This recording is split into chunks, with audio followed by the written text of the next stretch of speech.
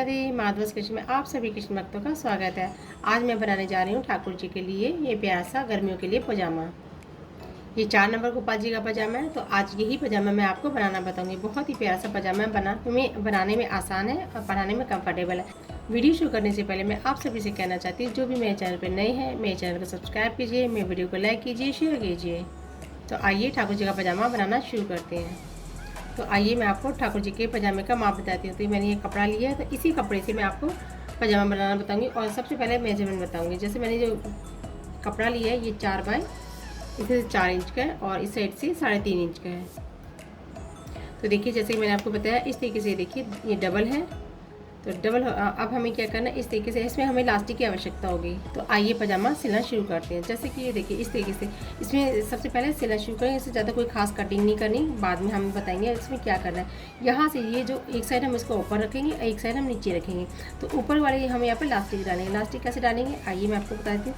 Elastic बहुत ही बारीक से इलास्टिक लेनी होती है। इलास्टिक दिखा रही है आधा इंच से भी कम होती है। तो इसी इलास्टिक को हम यहाँ पे ठाकुर जी की कमर पे डालेंगे। तो यहाँ पे हमें क्या करना है, इस तरीके से रखेंगे और यहाँ पर इस तरीके से फोल्ड करते हुए यहाँ पर इतना जितना हमने मार्जिन एक्स्ट्रा रखा इस तरीके से रखते हुए इसको पूरा यहाँ से इसको टक कर लेंगे और फिर इसको खींचते हुए यहाँ पे पूरा सिलाई कर लेंगे।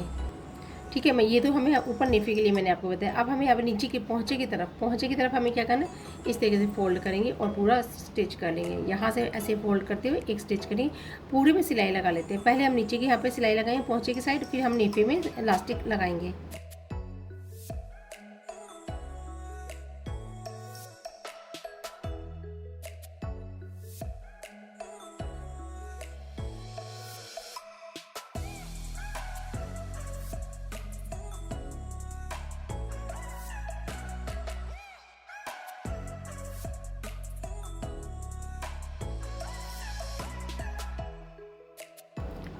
तो देखिए हमने इस तरीके से इसमें इलास्टिक स्टिच कर लिया। अब हमें क्या करना है, इस तरीके जितनी हमें ठाकुर जी कमर में चाहिए इतना हम इसको खींच लेते हैं। खींचने के बाद ठाकुर जी की कमर के अकॉर्डिंग माप कर हम इलास्टिक को उतना ही रखने के बाद यहाँ इलास्टिक एक्स्ट्रा कट कर देंगे।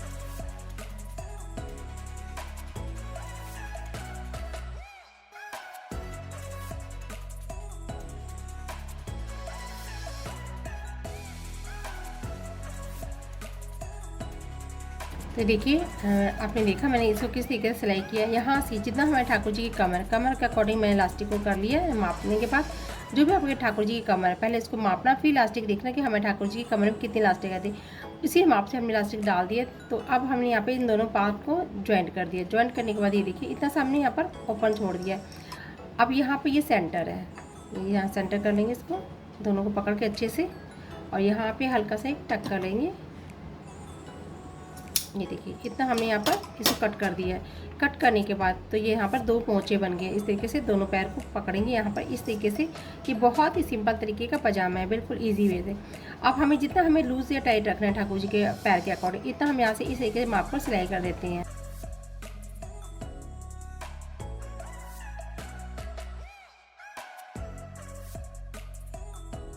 तो ये देखिए हमने इस तरीके से यहाँ पर सिलाई लगा लिया थी। बिल्कुल अच्छे तरीके से सिलाई लगाने के बाद अब हम इसको पलट के सीधा कर लेंगे।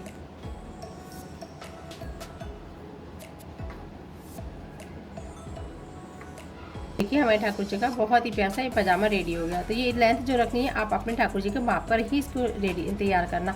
छोटा या बड़ा, इतना सा छोटा या बड़ा जितना भी आपको रखना है इसकी लेंथ इसके हिसाब से रखना। देखिए मैंने आपको बताया कि हमने ये माप कितना रखा है।